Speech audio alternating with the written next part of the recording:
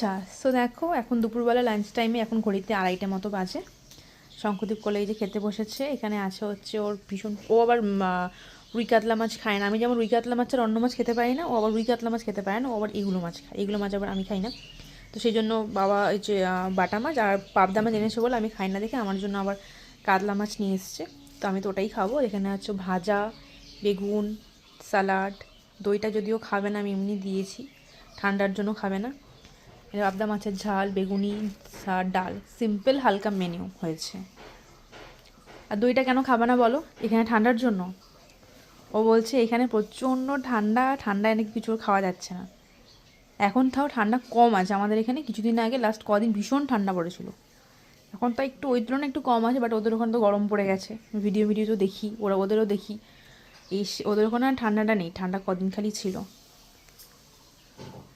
তো চলো খাক, তোমাদের সাথে আমি আবার পরে দেখা করছি।